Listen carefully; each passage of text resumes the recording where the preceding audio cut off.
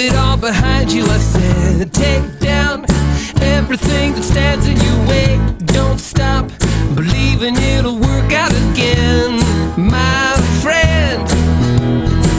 Stand out and be a part of everything good. Wake up, you're gonna be all that you should. Try out all the things you always wanted to be. You'll see, 'cause I know what I know, that you've got it in you, and I see that you are a winner.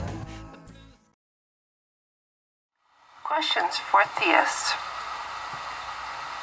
Please explain why God would create hell.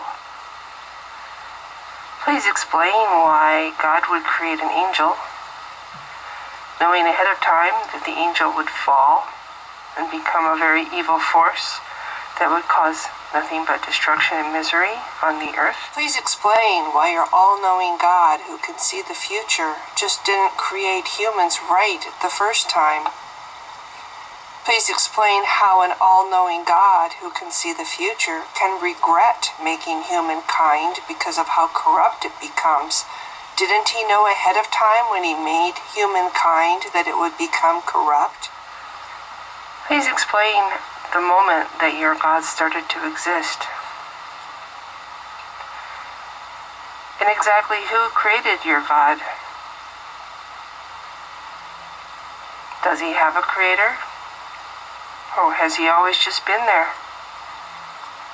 And then please explain why that same idea can't be true for the universe. Why can't it have always been there? Why does it require a creator? Please explain if God was always there. What was he doing with his time during all that eternity before he decided to create? Please explain what exactly he used as his raw materials when he finally decided to create.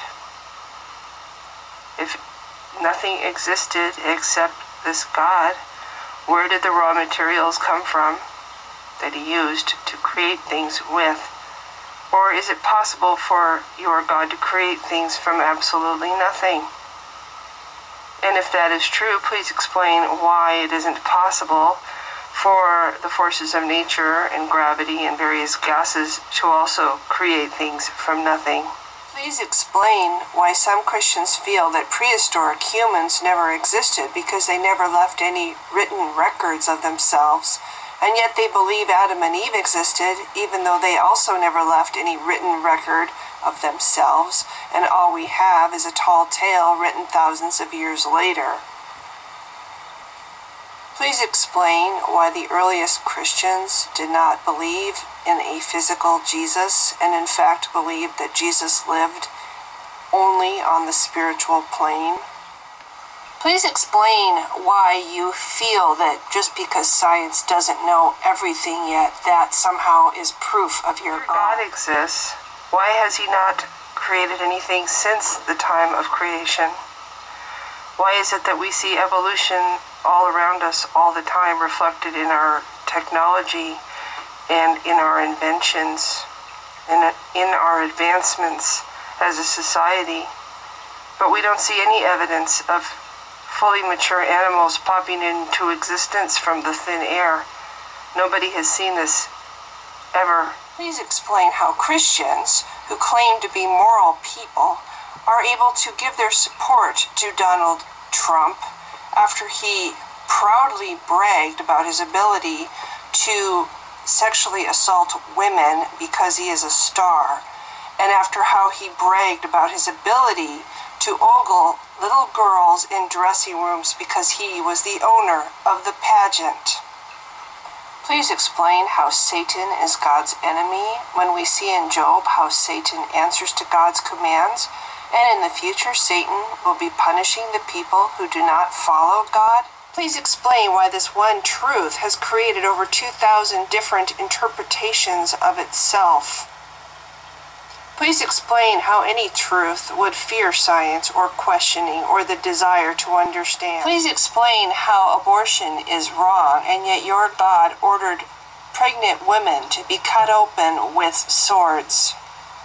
Please explain why early Christianity made such a point to destroy as much of Mithraism as they could, and why we see so much of that cult copied by Christianity. Please explain how you can be a follower of Jesus and yet have not given away everything you have to follow. Please explain why it is a bad thing to question. Please explain why, even though the Bible says very clearly in it that lying is a sin, why is it acceptable that Donald Trump tells lies?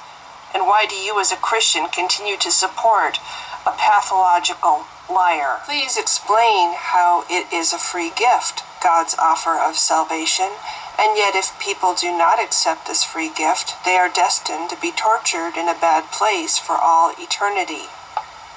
Please explain why you put so much emphasis on the verse in Leviticus about homosexuality being an abomination punishable by death, but you ignore the verse in Leviticus that says cursing your father or mother is also punishable by death. Please explain why it is so important to you that science produces enough evidence to support its claims, and yet you don't have any problem with the fact that your religion has no evidence whatsoever to support its claims. Please explain why your all-important truth that everyone needs to know in order to get to heaven requires people to, 1, be able to read, and 2, the instruction of one or many more educated or learned people. If your truth was in fact true, would it not be clear to everyone, including the most simple person?